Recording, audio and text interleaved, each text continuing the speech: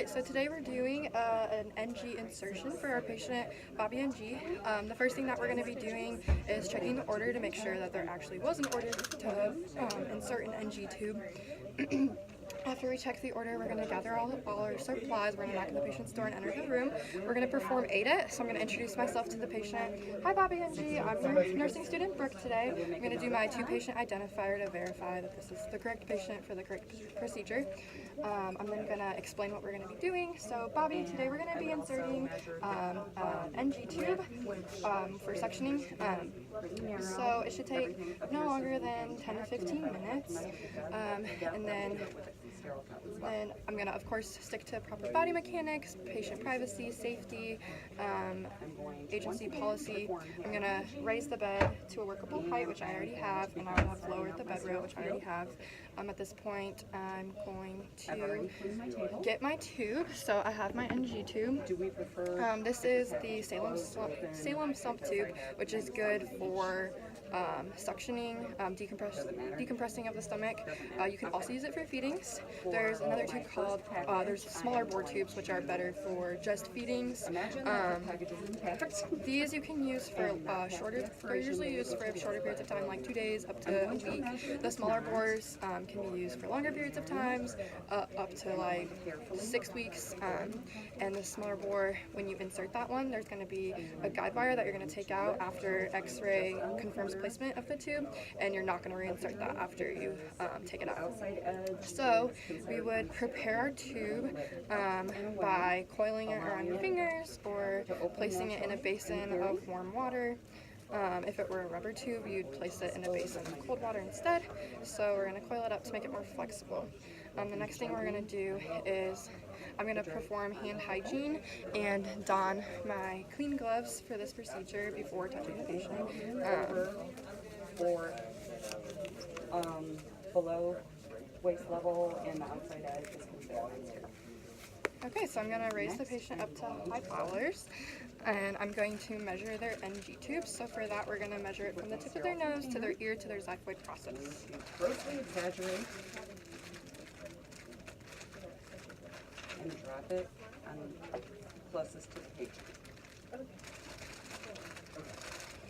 Making sure it's a pass-through. Okay, so we're going to Dispose of my put some tape where we're measuring it. If this were a nasoenteric tube, we would be adding 8 to 10 centimeters to our measurement. something happens. I'm never going to turn my back. This is from a previous one, we're going to ignore that one.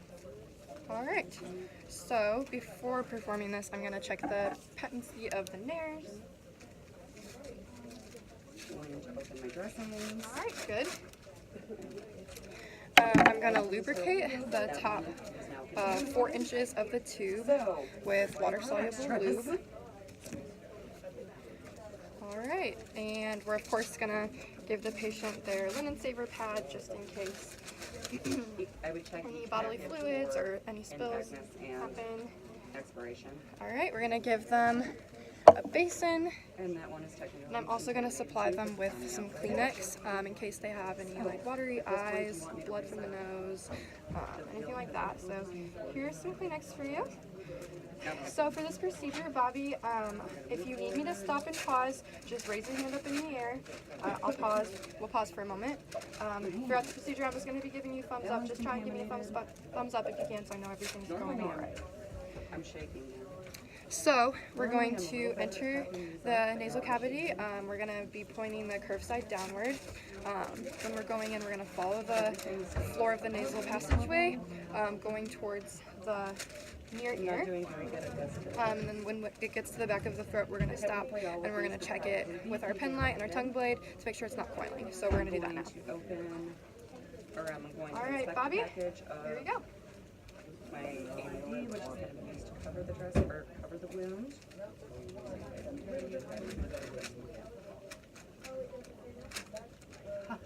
That's how it normally lands. I'm going to dispose of all packaging, making sure everything is above waist level because it would be contaminated if it's not. At this point, I'm going to grab my saline. I'm going to check to make sure it's not expired. There we go. I'm going to hold the saline and with the label in the palm of my hand, and gonna hold it 4 to 6 inches above Right. the container.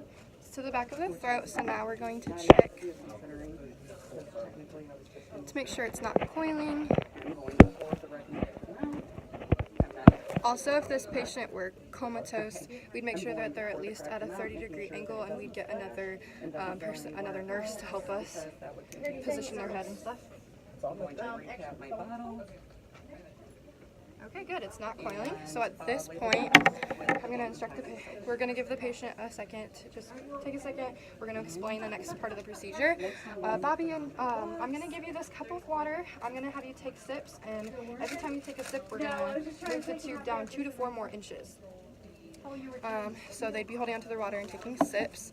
At this point, we're going to be rotating the tube 180 degrees towards the lateral ear as we go down. All right, so you have your water. I'm gonna open the first. All right, take a sip, swallow. Flap furthest from me 2 to first. 4 inches. Take a sip, swallow. And then 2 to 4 inches. because technically Sip, the swallow. curtain's touching everything, so technically nothing is sterile at this point. Sip, swallow. 2 to 4 inches. Sip, swallow. 2 to 4 inches. Sip, swallow. 2 to 4 Just inches. making sure that I'm touching it sterile. Sip, swallow. I'm going 2 to 4 inches. to take the glove All right. of my dominant hand with my non-dominant hand. So the tube is in. We're gonna do a temporary securement with some tape. Making sure nothing touches the outside of the glove because that is sterile. And This is just if it temporary rolls while and my we fingers confirm are out of placement. place or whatever, I can adjust that later. So if during this procedure they were gagging or coughing excessively, if they were showing signs of respiratory distress, we would take the tube out and we'd give them a little bit of time to rest. So now there's a couple different ways to secure placement. One of the first ways is to inject a bolus of air and auscultate for a swooshing sound in the stomach. That means that it would be in the stomach. So for that we'd get our syringe, we're gonna get some air, These gloves are tough. 20 mils of air. We're gonna get that ready. The same thing because the fingers are messed up. At this point, I can adjust. We're gonna auscultate.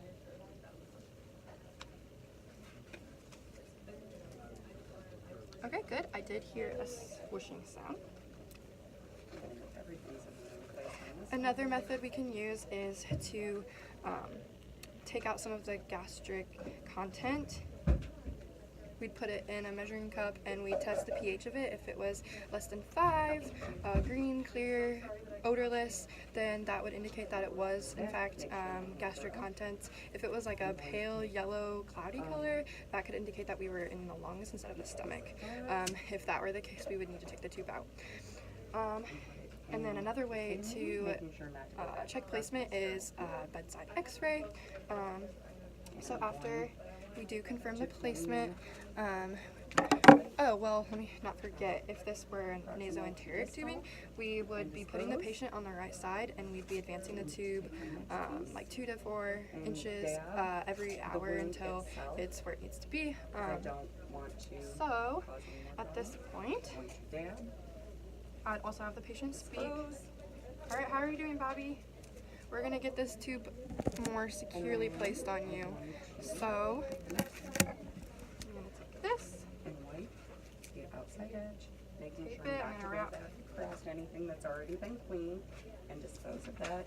If I needed to dry it, I would do it in the same manner. We're gonna do one across the bridge of the nose. Cleaned it. And do you want me to dry it or consider it dry? Okay. All right. So Across that next, cheek. I'm going to We're gonna do a slip tie knot and safety pin it to the gown. making sure the wound is covered and not,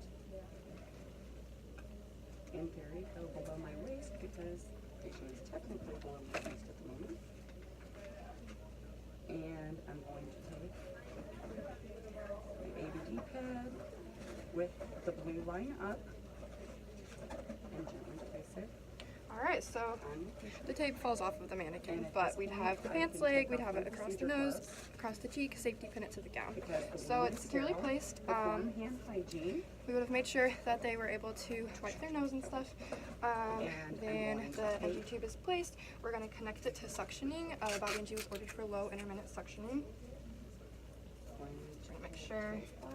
I'm not going to pull the tape on the patient. Connect that and set up the suctioning. So at this point, are you doing all right? I'm gonna make sure that she has her call light. I'm gonna take my gloves off and perform hand hygiene. I'd lower the bed back down to a safe height. She has her call light. Gonna make sure she has her water available.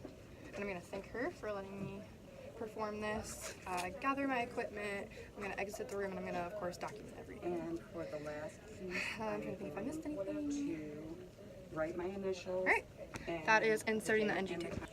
For this video, I forgot to mention that I would be putting a pillow behind the head, neck, and shoulders of the patient. When inserting through the nose, I'm going to have them hyperextend their neck. When it's going down their throat, I'm going to have them flex their neck. Also, when I'm done with the procedure, I'm going to measure how much of the tube is outside of the patient and document that so that the next nurse who comes in can read that and verify that it still is that measurement.